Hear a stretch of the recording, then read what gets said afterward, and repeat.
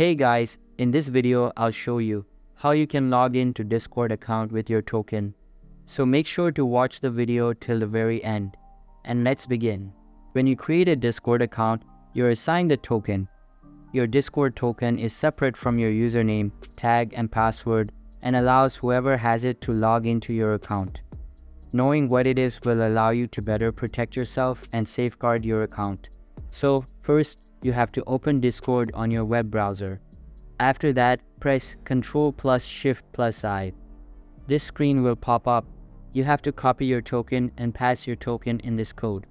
Copy the code and then move to the login page to tap on console and paste your code.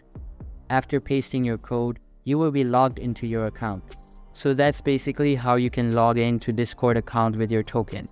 So that's all for this video. Hope you liked the video. Thanks.